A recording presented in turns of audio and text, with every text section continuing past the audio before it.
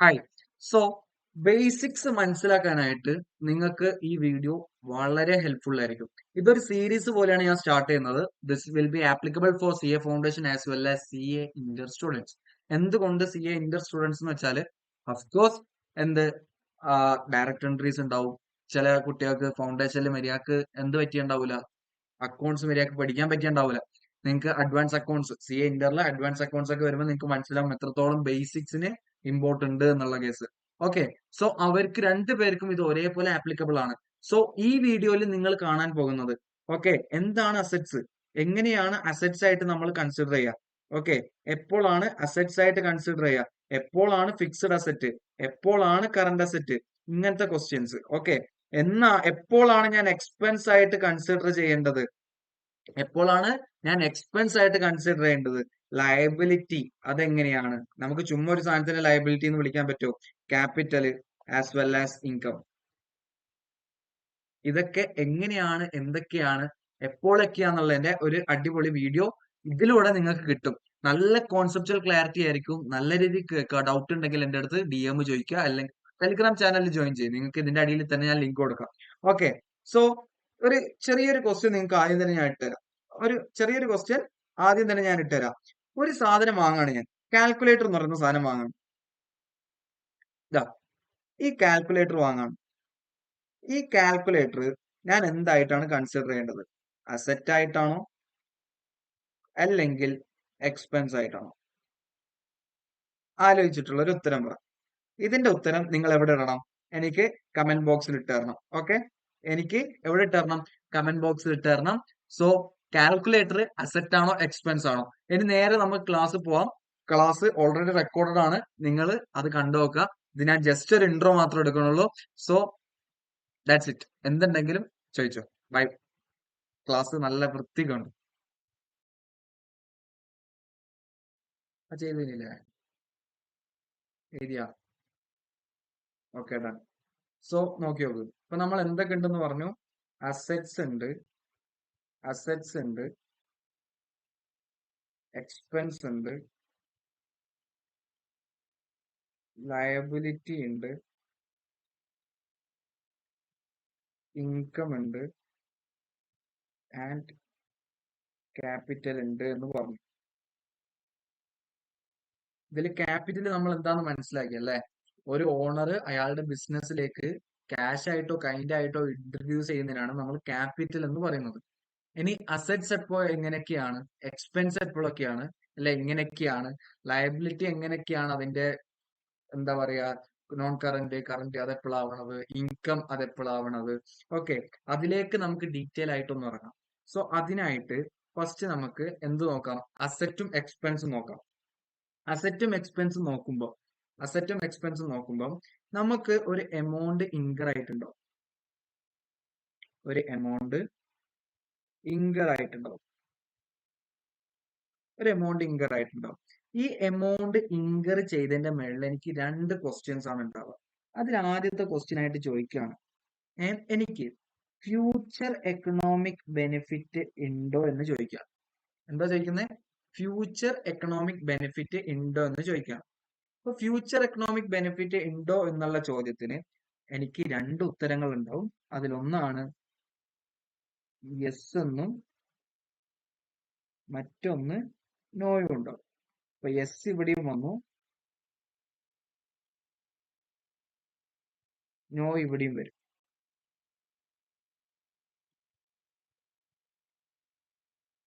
അപ്പം future economic benefit ഉണ്ടോ എന്നുള്ള ക്വസ്റ്റ്യന് എന്റെ ആൻസർ നോ ആവുമ്പോൾ അതിന്റെ അർത്ഥം, ഫ്യൂച്ചർ എക്കണോമിക് ബെനിഫിറ്റ് ഇല്ല എന്ന് പറയുമ്പോൾ അതിന്റെ അർത്ഥം അതെന്താണ്? എക്സ്പെൻസ് ആണ്, എക്സ്പെൻസ് ആണ്. ഇനി ഈ എക്സ്പെൻസ് ഈ എക്സ്പെൻസ് ഈ എക്സ്പെൻസിൽ ഇത് ഡയറക്റ്റ് എക്സ്പെൻസ് ആണെങ്കിൽ ട്രേഡിംഗ് അക്കൗണ്ടിലും,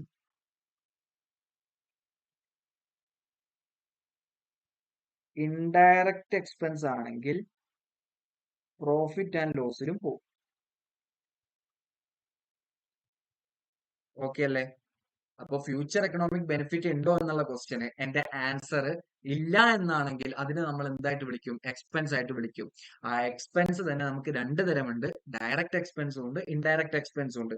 അതിപ്പോ ഡയറക്റ്റ് എക്സ്പെൻസ് ആണ് എന്നുണ്ടെങ്കിൽ അത് എവിടെ കാണിക്കണം? നമ്മൾ ട്രേഡിംഗ് അക്കൗണ്ടിൽ കാണിക്കും. ഇനി ഇൻഡയറക്റ്റ് എക്സ്പെൻസ് ആണെന്നുണ്ടെങ്കിൽ നമ്മൾ അത് നേരെ ഇവിടെ തട്ടും, പ്രോഫിറ്റ് ആൻഡ് ലോസിലേക്ക് തട്ടും. ഓക്കെ, ഇനി ഫ്യൂച്ചർ എക്കണോമിക് ബെനിഫിറ്റിന്റെ ഉത്തരം യെസ് ആണെന്നുണ്ടെങ്കിൽ, യെസ് ആണ് അതിന്റെ ആൻസർ എന്നുണ്ടെങ്കിൽ, യെസ് ആണെന്നുണ്ടെങ്കിൽ അതിനെ നമുക്ക് എന്തായിട്ട് വിളിക്കാം? അസറ്റ് എന്ന് വിളിക്കാം. പക്ഷെ അസറ്റ് രണ്ട് തരമില്ലേ? നമ്മൾ കേട്ടിട്ടില്ലേ? ഫിക്സഡ് അസറ്റ് ഉണ്ടാവും, കറണ്ട് അസറ്റ് ഉണ്ടാവും. ഓക്കെ, അപ്പൊ ഫിക്സഡ് അസറ്റ് എപ്പോഴാവുന്നത്, കറണ്ട് അസറ്റ് എപ്പോഴാവുന്നത് നമ്മൾ നോക്കണം. ഇനി ഈ അസറ്റിന്റെ future economic benefit more than 1 year ആണെന്നുണ്ടെങ്കിൽ, അപ്പൊ അവിടെ രണ്ട് ക്വസ്റ്റ്യൻ ഉണ്ട്. ഒരു ക്വസ്റ്റ്യൻ ആൻസർ യെസ്സും മറ്റേ ക്വസ്റ്റ്യന്റെ ആൻസർ നോയും. അപ്പൊ ഇവിടെ വെച്ച് യെസ് ആണ് ഉത്തരം എന്നുണ്ടെങ്കിൽ നമുക്ക് അതിന് എന്തായിട്ട് പറയാം? ഫിക്സഡ് അസറ്റ് ആയിട്ട് പറയാം. ഇനി നോ എന്നുള്ള ഉത്തരത്തിന് എന്തായിട്ട് പറയാം? കറണ്ട് അസറ്റ് എന്നും പറയാം. ഇപ്പൊ എന്താ, ഈ ഒരൊറ്റ ചാർട്ടിൽ നമ്മുടെ എക്സ്പെൻസും അസറ്റും കഴിയും. ഈ ഒരൊറ്റ ചാർട്ടില് നമ്മുടെ എക്സ്പെൻസും അസറ്റും കഴിയും. ഇപ്പൊ എന്തൊക്കെയാ പറയുന്നത്? എമൗണ്ട് ഇൻകർ ചെയ്തിട്ടുണ്ട്. ഫ്യൂച്ചർ എക്കണോമിക് ബെനിഫിറ്റ് ഉണ്ടോ? ആദ്യത്തെ ഉത്തരം ഫ്യൂച്ചർ എക്കണോമിക് ബെനിഫിറ്റ് ഇല്ല. ആ ഒരു കേസിൽ നമുക്ക് അത് ആ എമൗണ്ട് ഇൻകർ ആയതിനെ നമ്മൾ വിളിക്കുന്നതാണ് എന്ത്? എക്സ്പെൻസ് എന്ന്. എക്സ്പെൻസ് എത്ര തരം ഉണ്ട്? രണ്ട് തരം ഉണ്ട്. ഡയറക്റ്റ് എക്സ്പെൻസ് ആണെങ്കിൽ അത് ട്രേഡിംഗ് അക്കൗണ്ടിലേക്കും, ഇൻഡയറക്റ്റ് എക്സ്പെൻസ് ആണെങ്കിൽ നമ്മൾ അത് എവിടെ തട്ടും? പ്രോഫിറ്റ് ആൻഡ് ലോസ് അക്കൗണ്ടിലേക്കും തട്ടും. ഓക്കെ അല്ലേ? ഇനി ഫ്യൂച്ചർ എക്കണോമിക് ബെനിഫിറ്റ് ഉണ്ട് എന്നാണെങ്കിൽ നമുക്ക് അതിനെ എന്തായിട്ട് വിളിക്കാം? അസറ്റ് എന്ന് വിളിക്കാം. നമുക്കത് ഫെർദർ ക്ലാസിഫൈ ചെയ്യണം. ഫിക്സഡ് അസറ്റ് ആണോ കറണ്ട് അസറ്റ് ആണോ എന്നുള്ളത്. ഫിക്സഡ് അസറ്റ് ആണോ അല്ല കറണ്ട് അസറ്റ് ആണോ എന്ന് അറിയാൻ വേണ്ടിയിട്ട് അസറ്റ് ആണെന്ന് മനസ്സിലായതിനു ശേഷം നമ്മൾ ഒരു ക്വസ്റ്റ്യനും കൂടി ചോദിക്കും.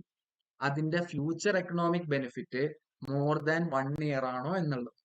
Suppose future economic benefit more than 1 year ആണ് എന്നുണ്ടെങ്കിൽ അതിനെ നമുക്ക് എന്തായിട്ട് വിളിക്കാം? ഫിക്സഡ് അസറ്റ് ആയിട്ട് വിളിക്കാം. ഇനി future economic benefit less than 1 year ആണെങ്കിൽ അതിനെ നമുക്ക് കറണ്ട് ഇയർ എന്ന് വിളിക്കാം. കറണ്ട് ഇയർ അല്ല, കറണ്ട് അസറ്റ് എന്ന് വിളിക്കാം. സോറി. ഓക്കെ അല്ലേ? ഇനി ഇത്രയും കഴിഞ്ഞതിന് ശേഷം അടുത്ത നമ്മൾ ഏതിലേക്ക് പോവാണ്? ഇൻകത്തിലേക്കും ലയബിലിറ്റിയിലേക്കും പോവാണ്. ഇനി നമുക്കൊരു എമൗണ്ട് റിസീവ് ചെയ്തു. എമൗണ്ട് റിസീവ് ചെയ്തു. ഈ എമൗണ്ട് റിസീവ് ചെയ്തതിന്റെ മേളില് എനിക്ക് വല്ല ഫ്യൂച്ചർ ഒബ്ലിഗേഷൻ ഉണ്ടോ? അതാണ് എന്റെ ക്വസ്റ്റ്യൻ. മേളില് ഫ്യൂച്ചർ എക്കണോമിക് ബെനിഫിറ്റ് ആണെങ്കിൽ ഇവിടെ ഫ്യൂച്ചർ ഒബ്ലിഗേഷൻ ഉണ്ടോന്നാണ്. എന്ന് വെച്ചാൽ എനിക്ക് മുന്നോട്ടേക്ക് വല്ല ബാധ്യത ഉണ്ടോ? ആ കിട്ടിയ പൈസയുടെ മുകളിൽ എനിക്കൊരു എമൗണ്ട് കിട്ടി. ആ എമൗണ്ട് കിട്ടിയുടെ മേളില് എനിക്ക് വല്ല എന്തുണ്ടോ? ബാധ്യത ഉണ്ടോന്ന്, ലയബിലിറ്റി ഉണ്ടോന്ന്. ആടാടാ, അത് ഫെർദർ ക്ലാസിഫൈ ചെയ്യാൻ പറ്റും. ഫിസിക്കൽ പ്രസൻസ് ഉണ്ടെങ്കിൽ എന്തായിട്ട് പറയാം? ടാഞ്ചിബിൾ ആയിട്ടും. ഇനി ഫിസിക്കൽ പ്രസൻസ് ഇല്ലാന്നാണെങ്കിൽ നമുക്ക് ഇൻടാഞ്ചിബിൾ ആയിട്ടും ഫെർദർ ക്ലാസിഫൈ ചെയ്യാൻ പറ്റും. ഓക്കെ, കറക്റ്റ് ആണ്. ഇനി എമൗണ്ട് റിസീവ് ചെയ്തതിന്റെ മേളിൽ ഫ്യൂച്ചർ ഒബ്ലിഗേഷൻ ഉണ്ടോ എന്നുള്ള ചോദ്യത്തിന് ആൻസർ യെസ് ആണ് എന്നുണ്ടെങ്കിൽ അതിനെ നമ്മൾ എന്തായിട്ട് വിളിക്കും? അതിനെ നമ്മൾ ലയബിലിറ്റി എന്ന് പറയും. ഈ ലയബിലിറ്റി മോർ ദാൻ 1 ഇയർ ആണോ? ഈ ലയബിലിറ്റി മോർ ദാൻ 1 ഇയർ ആണ്. If the answer is yes എന്നാണെന്നുണ്ടെങ്കിൽ അതിനെ നമ്മൾ എന്ത് വിളിക്കും? നോൺ കറന്റ് ലയബിലിറ്റി എന്ന് വിളിക്കും.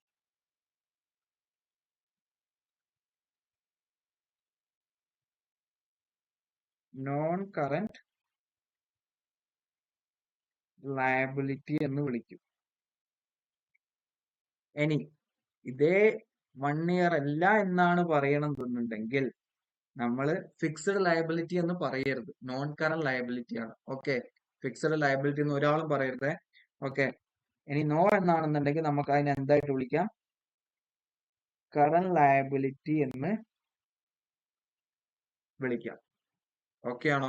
സോ ഇവിടെ നോക്കി നോക്ക്, ഒന്നും കൂടെ നോക്കാം. സിമ്പിൾ ആയിട്ട് പറയാതാ, ഫ്യൂച്ചർ ഒബ്ലിഗേഷൻ ഉണ്ടോ എന്നുള്ള ക്വസ്റ്റ്യന് എന്റെ ഉത്തരം യെസ് ആണെന്നുണ്ടെങ്കിൽ അടുത്ത ക്വസ്റ്റ്യൻ എന്താ പറയാ? ആ ഫ്യൂച്ചർ ഒബ്ലിഗേഷനെ നമ്മൾ എന്തായിട്ട് വിളിക്കുക? ലയബിലിറ്റി എന്ന് വിളിക്കുക. അത് മോർ ദാൻ 1 ഇയർ ആണോ എന്നാണ് അടുത്ത ക്വസ്റ്റ്യൻ. ഇഫ് സപ്പോസ് നമ്മുടെ future obligation more than 1 year ആണ്, യെസ് എന്നാണ് ഉത്തരം എന്നുണ്ടെങ്കിൽ അതിനെ നമ്മൾ എന്തായിട്ട് വിളിക്കും? നോൺ കറന്റ് ലയബിലിറ്റി ആയിട്ട് പറയും. ഇനി നോ എന്നാണ് ഉത്തരം എന്നുണ്ടെങ്കിൽ, എന്ന് പറഞ്ഞാൽ ലെസ് ദാൻ 1 ഇയർ ആണെന്നുണ്ടെങ്കിൽ നമുക്ക് അതിനെ എന്തായിട്ട് വിളിക്കാം? കറന്റ് ലയബിലിറ്റി ആയിട്ട് വിളിക്കാം. ഓക്കെ ആണോ? സെറ്റ് അല്ലേ? ഇനി ഫ്യൂച്ചർ ഒബ്ലിഗേഷൻ ഇല്ലെങ്കിലോ സാറേ നമ്മൾ എന്താ പറയാ? ഫ്യൂച്ചർ ഒബ്ലിഗേഷൻ ഇല്ലെങ്കിൽ സിമ്പിൾ ആടാ, ജസ്റ്റ് ഇവിടെ നോക്കിക്കോ. ഫ്യൂച്ചർ ഒബ്ലിഗേഷൻ ഇല്ല എന്നാണെങ്കിൽ, ആൻസർ സപ്പോസ് നോ എന്നാണെന്നുണ്ടെങ്കിൽ നമുക്കതിനെ ഇൻകം ആയിട്ട് കൺസിഡർ ചെയ്യാം. ഇൻകം നമുക്ക് 2 തരം ഉണ്ടാവും. ഡയറക്റ്റ് ഇൻകം ഉണ്ടാവും, അതെവിടെ കാണിക്കണം? നമ്മള് ട്രേഡിംഗ് അക്കൗണ്ടിൽ കാണിക്കണം. ഇനി ഇൻഡയറക്റ്റ് ഇൻകം ഉണ്ടാവും, IDI ഉണ്ടാവും, അതെവിടെ കാണിക്കണം? അത് നമ്മള് പ്രോഫിറ്റ് ആൻഡ് ലോസിൽ കാണിക്കും. ഓക്കെ അല്ലേ? ഇത്രേ ഉള്ളൂ. ഇനി അസറ്റ് എവിടെ കാണിക്കണം? ലയബിലിറ്റി എവിടെ കാണിക്കും? അസറ്റും ലയബിലിറ്റിയും ബാലൻസ് ഷീറ്റിലാണ് കാണിക്കുക. ഓക്കെ അല്ലേ? എവിടെയാ പറയുന്നത്? അസറ്റും ലയബിലിറ്റിയും നമ്മൾ എവിടെയാ കാണിക്കുക? ബാലൻസ് ഷീറ്റിലാണ് കാണിക്കുക. സോ ഇതുവരെ ഓക്കെ അല്ലേ മക്കളെ? സെറ്റ് അല്ലേ? ഒന്ന് പെട്ടെന്ന് ക്വിക്കായിട്ടൊന്ന് എഴുതിയെടുത്തോ. മേലത്തെ കഴിഞ്ഞതല്ലേ? നടിയിലത്തെ പെട്ടെന്ന് എഴുതിയെടുത്തോളൂ. എമൗണ്ട് റിസീവ് ചെയ്തിട്ടുണ്ട്, ഫ്യൂച്ചർ ഒബ്ലിഗേഷൻ ഉണ്ടോ? ഫ്യൂച്ചർ ഒബ്ലിഗേഷൻ ഉണ്ട് എന്നാണ് പറയുന്നതെങ്കിൽ, അത് 1 ഇയറിനേക്കാൾ കൂടുതൽ ഉണ്ടെങ്കിൽ, യെസ് എന്നാണ് അതിന്റെ ആൻസർ എന്നുണ്ടെങ്കിൽ അത് നോൺ കറന്റ് ലയബിലിറ്റിയും. ഇനി 1 ഇയർ വരെ ഉള്ളൂ അങ്ങനെയാണെങ്കിൽ നമുക്ക് അതിനെ കറന്റ് ലയബിലിറ്റി ആയിട്ടും മെൻഷൻ ചെയ്യാം. നോ എന്ന് വരുമ്പം കറന്റ് ലയബിലിറ്റിയും, യെസ്സിലേക്ക് മാറുമ്പം അതെന്തായിട്ട് മാറും? നോൺ കറന്റ് ലയബിലിറ്റി ആയിട്ടും മാറും. ഓക്കെ അല്ലേ? പക്കയല്ലടാ, പക്കയല്ലേ? ഇതുവരെ ക്ലിയർ ആണോ? സെറ്റ് അല്ലേ? എന്നാ അടുത്ത ടോപ്പിക്കിലേക്ക് പോവാം. ഇതെല്ലാം ജേർണൽ എൻട്രിക്ക് പെട്ടെന്ന് നമുക്ക് ഇതാക്കാൻ വേണ്ടിയിട്ടാണ്. അപ്പൊ നമ്മൾ എന്തൊക്കെ പഠിച്ചു? അസറ്റ് എന്താന്ന് പഠിച്ചു, അസറ്റ് എങ്ങനെയൊക്കെ ക്ലാസിഫൈ ചെയ്യാൻ പറ്റുമെന്ന് പഠിച്ചു, ലയബിലിറ്റി എന്താന്ന് പഠിച്ചു, അതെന്തൊക്കെ ക്ലാസിഫൈ ചെയ്യാൻ പറ്റുമെന്ന് പഠിച്ചു, ഇൻകം എങ്ങനെയാണ് വരുന്നത്, എക്സ്പെൻസ് എങ്ങനെയാണ് വരുന്നത്, അതേപോലെ തന്നെ ക്യാപിറ്റൽ എന്താന്ന് പഠിച്ചു. ഇനി നമുക്ക് ഡെബിറ്റും ക്രെഡിറ്റും സെറ്റ് ആക്കണ്ടേ? നമ്മുടെ ലെക്ചർ സ്റ്റാർട്ട് ചെയ്യുമ്പോൾ തന്നെ എന്താ ജേർണൽ എൻട്രി നമ്മൾ സെറ്റ് ചെയ്യുന്നല്ലേ? അപ്പൊ ജേർണൽ എൻട്രി സെറ്റ് ചെയ്യും എന്ന് പറഞ്ഞ് തുടങ്ങിയിട്ട് നമുക്ക് ഇനി ഡെബിറ്റും ക്രെഡിറ്റും എങ്ങനെയാ ചെയ്യേണ്ടതെന്ന് പഠിക്കണ്ടേ? ഡെബിറ്റും ക്രെഡിറ്റും ചെയ്യാൻ വളരെ വളരെ വളരെ സിമ്പിൾ സാധനമുണ്ട്. അതിലൊന്നാണ് ഈ സാധനം, DAECLIC, ഡേ ക്ലിക്ക്. എന്താ പറയുന്നത്? Day click. ഇപ്പം ഡേ എന്താണ്, ക്ലിക്ക് എന്താന്നുള്ളത് നമുക്ക് ഇവിടെ എഴുതാം. ഡേ പറയാണ് debit the assets and expenses. Debit ചെയ്യണം അസറ്റും എക്സ്പെൻസും. എപ്പോഴാ ഡെബിറ്റ് ചെയ്യണ്ടേ? അതും പറയണ്ടേ? only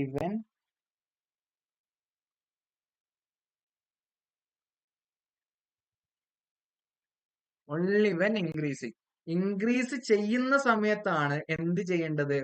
അസറ്റും എക്സ്പെൻസും കൂടുകയാണെങ്കിൽ, ഒരു പുതിയ അസറ്റ് വരെയാണ്, അല്ലെങ്കിൽ എനിക്കൊരു എക്സ്പെൻസ് ഒന്നും കൂടെ ഇൻകർ ആയിട്ടുണ്ട്, ആ സമയത്ത് നമ്മൾ അത് രണ്ടും എന്ത് ചെയ്യേണ്ടി വരും? ഡെബിറ്റ് ചെയ്യേണ്ടി വരും. അപ്പൊ ക്ലിക്ക് എന്താ സാറേ? ക്ലിക്ക് വളരെ എളുപ്പമാടാ. ഇതുപോലെ തന്നെ ക്രെഡിറ്റ് ചെയ്യണമെന്ത്?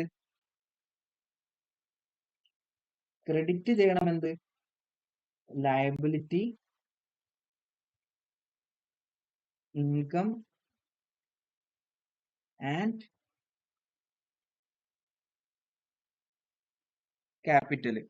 അപ്പൊ അവര് പറയാണ് ക്രെഡിറ്റ് ചെയ്യണം ലയബിലിറ്റി, ഇൻകം ആൻഡ് ക്യാപിറ്റൽ. അപ്പൊ ഒന്ന് നോക്കി നോക്ക് ഡേ ക്ലിക്ക്.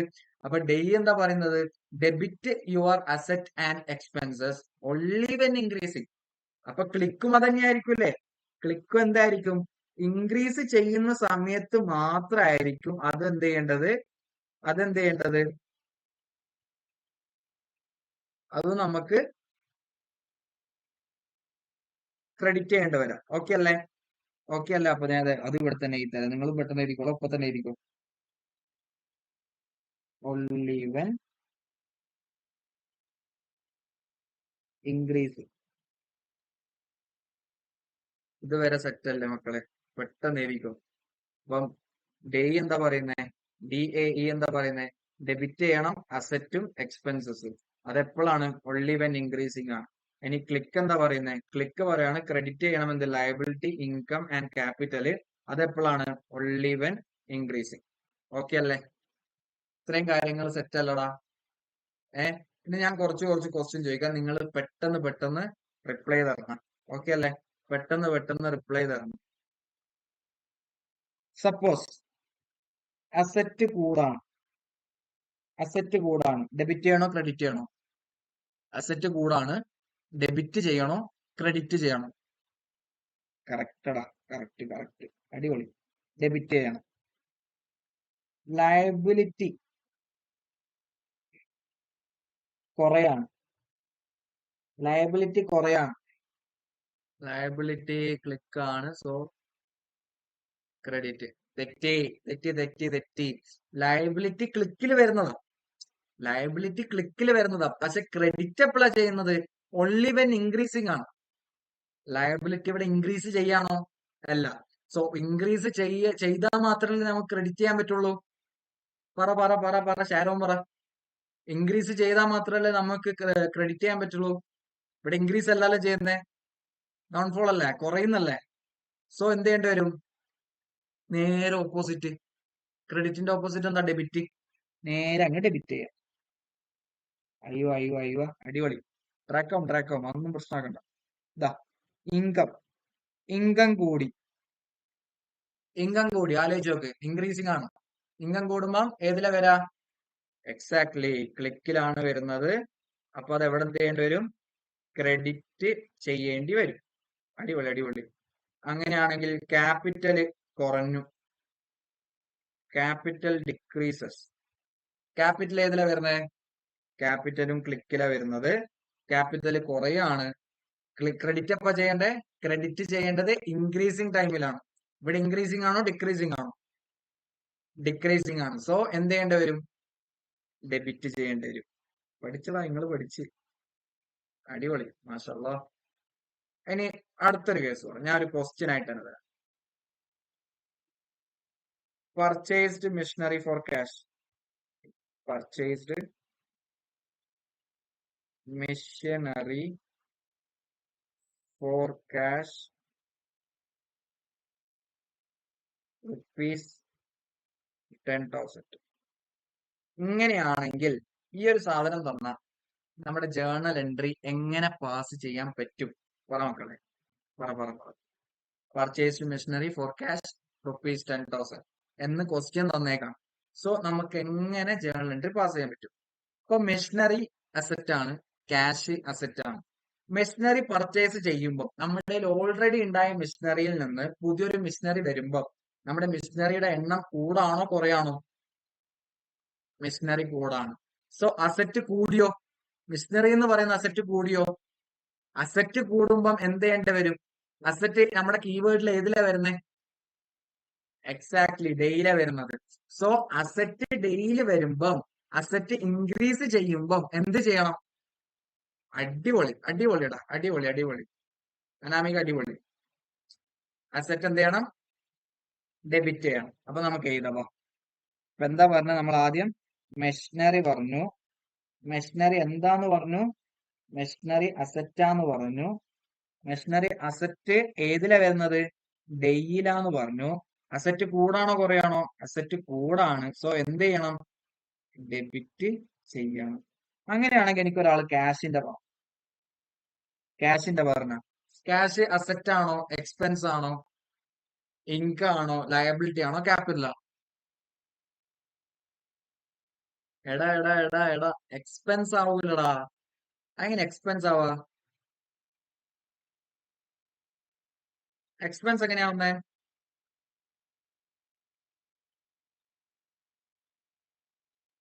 മെഷീനറി വാങ്ങി ക്യാഷ് കൊടുത്തു. സോ ക്യാഷ് എക്സ്പെൻസ് ആയിട്ടല്ലേ പോകുന്നത്. എടാ അങ്ങനെയല്ല. ക്യാഷ് എക്സ്പെൻസ് ആയിട്ടല്ല പോകുന്നത്. നമ്മൾ നേരത്തെ പഠിച്ചു എമൗണ്ട് ഇൻകർ ചെയ്തു.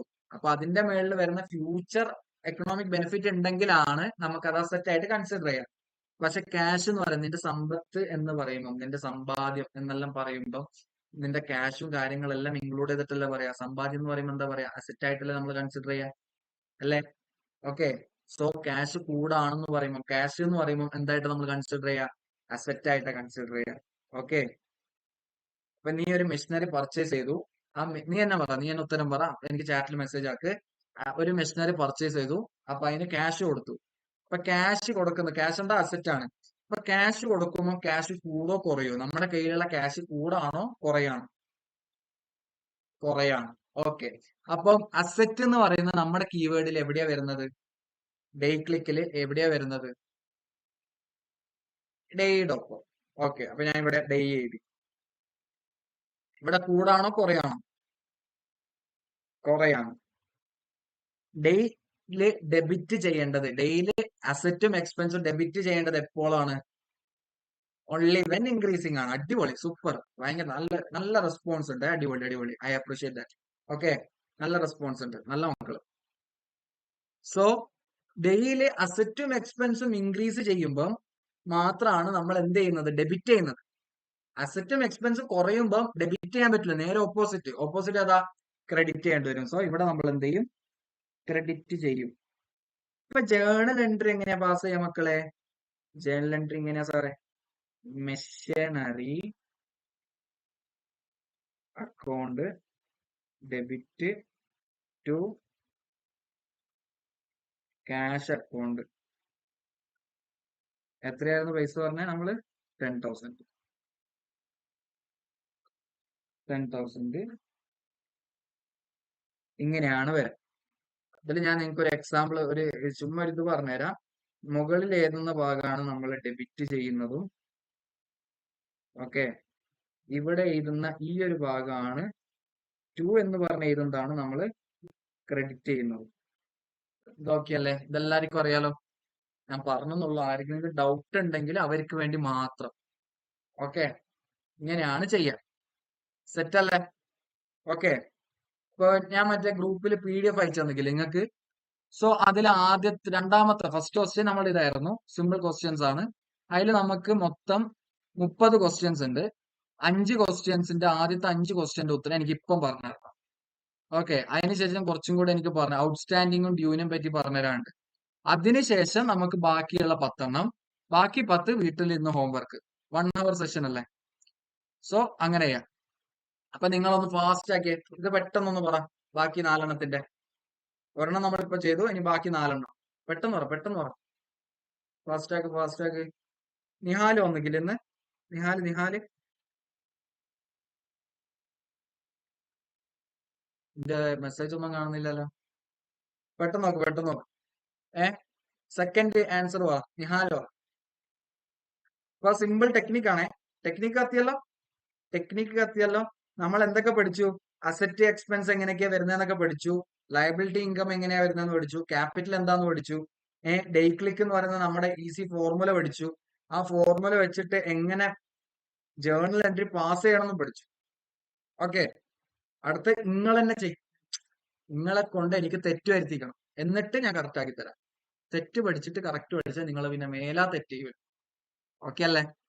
സോ ചെയ്, ഫാസ്റ്റ് ആക്കി.